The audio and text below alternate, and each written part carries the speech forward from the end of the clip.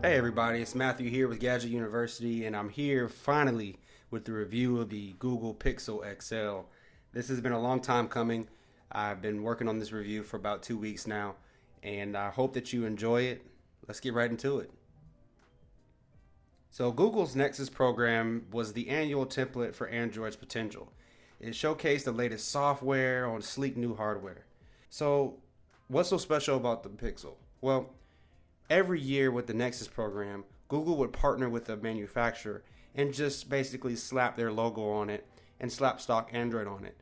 But with the Google Pixel, they created the device from beginning to end, software and hardware. And that's what makes this phone so special. So, full disclaimer, this phone was purchased for the purpose of this review. I'm not paid by anyone for my opinions. Also, I use the Pixel XL on the Verizon network for a total of 13 days. So let's start with the bad, because there really isn't that much, to be honest. First off, the design. If you take a look at the design, guys, it's really not that great. If you look at it, it's nothing special, nothing to write home about. You don't look at this phone and go, wow, this is a beautiful phone. You may go, wow, this phone is really familiar. There's a couple design features that I really am not a fan of. First off, this plastic glass backing. While it may make the phone look a little unique and it kind of gives you an idea of which side is up, it's highly unnecessary. I understand that they wanted to allow the antennas to have more room to, come through the materials of the phone, but it's not needed. You could have done this a little bit more Apple-like and had the antennas across the top and the bottom as they did with the iPhone 7 Plus. But they chose to do it this way, and in some aspects, it kind of differentiates it from the iPhone 7, but in other ways, it kind of makes it a little ugly, and it cheapens the device.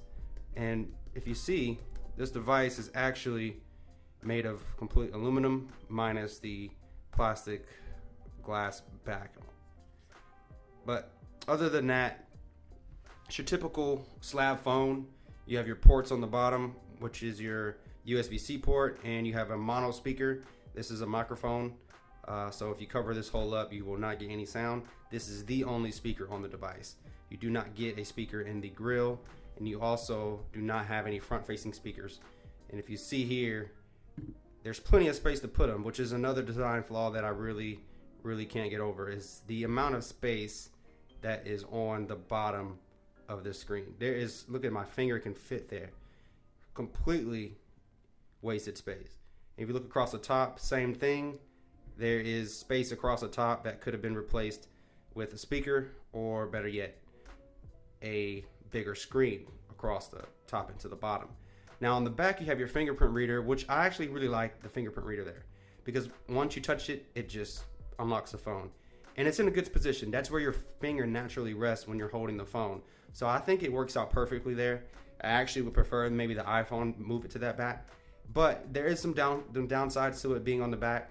For example, if you have it sitting on a table, you cannot unlock the phone unless you reach over to the side and tap the power button.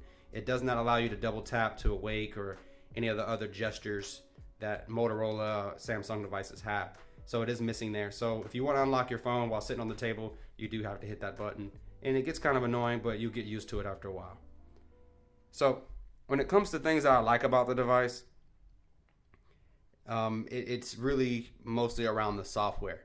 Google has really fast-tracked the software. If you look at the kinetic scrolling and just the new app drawer where it's not an actual button anymore, and Google Assistant and everything, it just flows really well.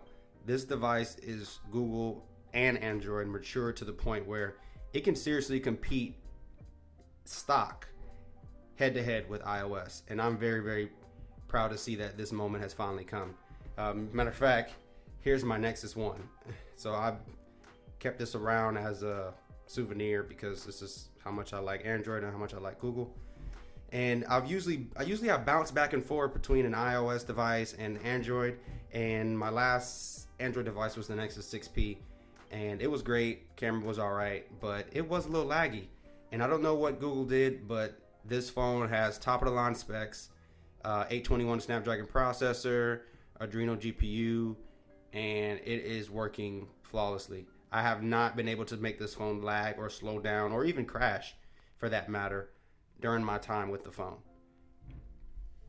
So another quick thing too is that this phone does lack wireless charging.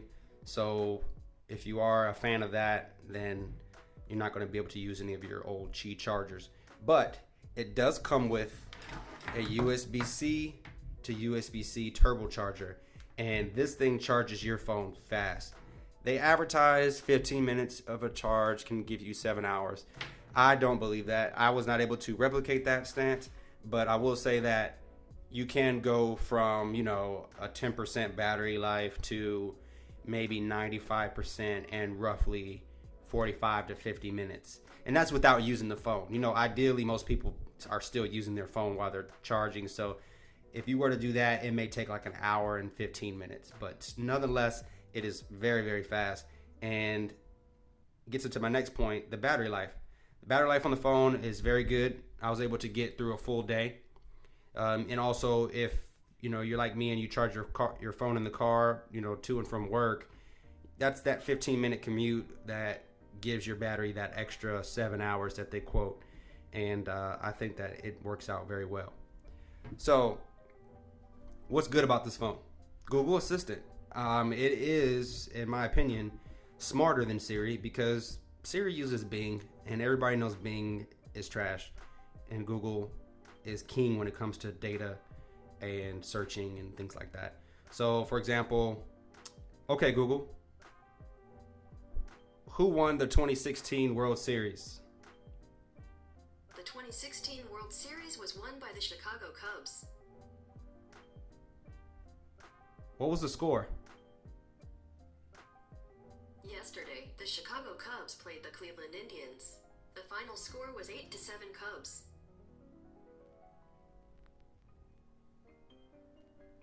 Who had the best RBI?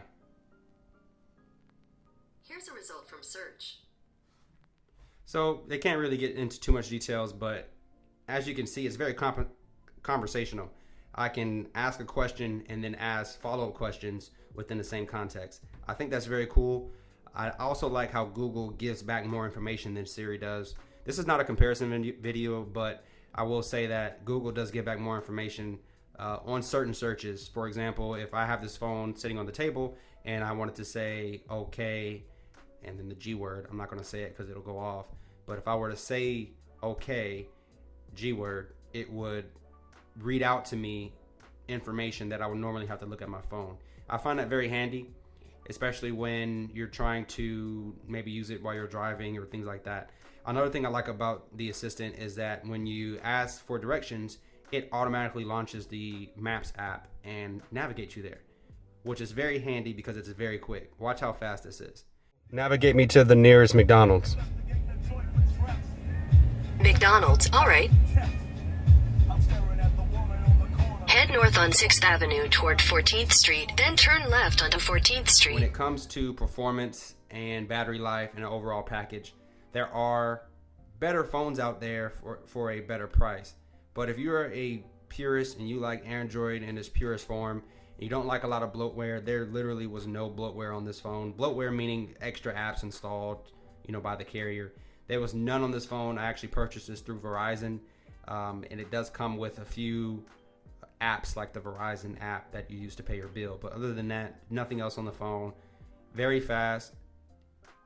It is on the expensive side in comparison to things like the LG V20 and the Galaxy S7 Edge, but overall, perfect phone. And last but not least, I want to talk to you guys about the camera.